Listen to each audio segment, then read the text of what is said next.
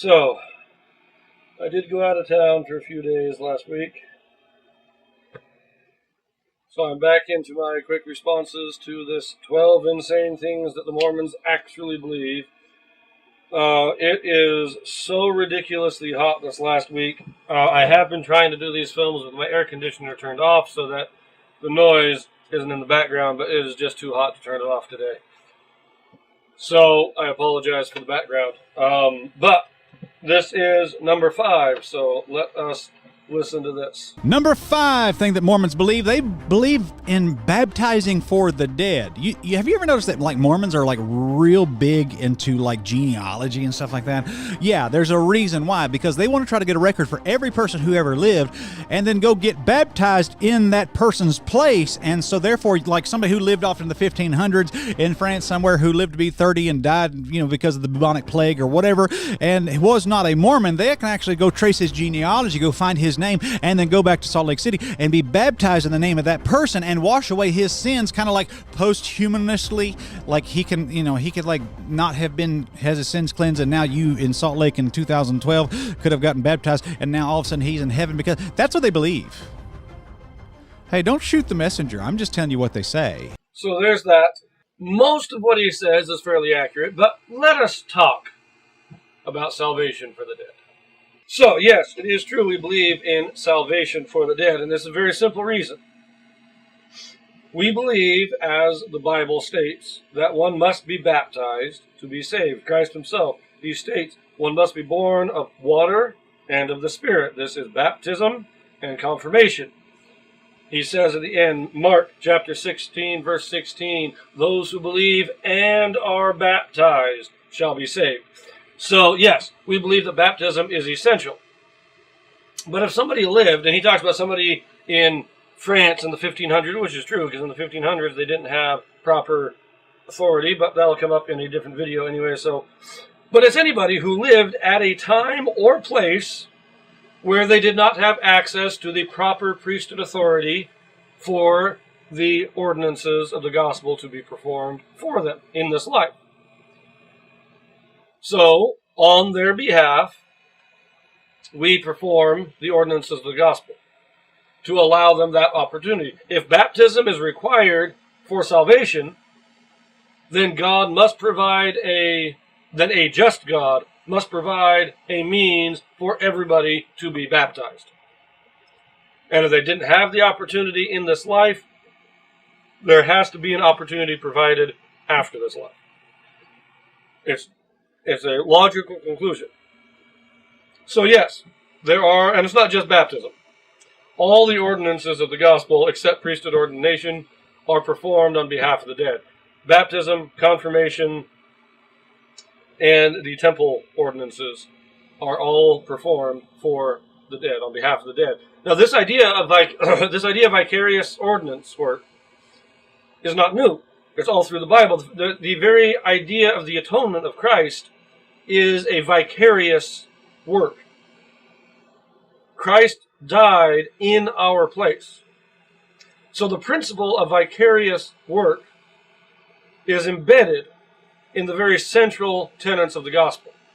Anybody who believes in the atonement of Christ must believe in vicarious work. We just say that vicarious work, that principle of vicarious work, can be done on behalf of the dead by us in mortality. We do not take the place of Christ, because without Christ, no ordinance will ever do anything. Christ is the power source that makes all things effective. But everybody still must be baptized, and so we, baptize and receive all the ordinances. So we do these ordinances for the dead. Now that's the basic idea of the doctrine, and why we believe in it, what the reasoning behind the doctrine is. But let's look at a few passages of the Bible itself.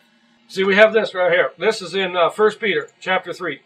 For Christ also hath once suffered for sins, the just for the unjust, that he might bring us to God, being put to death in the flesh, but quickened by the Spirit. And that there is a description of vicarious work.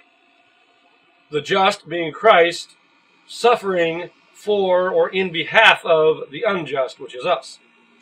And then verse 19, by which he also went and preached unto the spirits in prison, which sometime were disobedient, when once the long suffering of God waited in the days of Noah, while the ark was a preparing, wherein few, that is, 8 souls, were saved by water.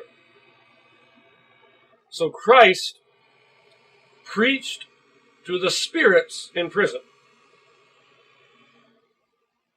And among these spirits were those who died in the flood at the time of Noah. Why is Christ preaching to the spirits? We know he preached to the living in his mortal ministry, and his apostles continued to preach to the living. But Peter is telling us here that he did not just preach to the living, he preached to the spirits, to those who are dead. And he says again here, 1 Peter, this time chapter 4, verse 6, for this cause was the gospel preached also to them that are dead, that they might be judged according to men in the flesh, but live according to God in the Spirit. So here we're told why Christ is preaching to the dead. Christ went and he preached to the spirits in prison. Why?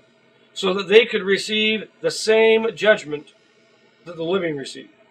That those who receive the gospel in this life receive the same judgment as those who receive the gospel in the next.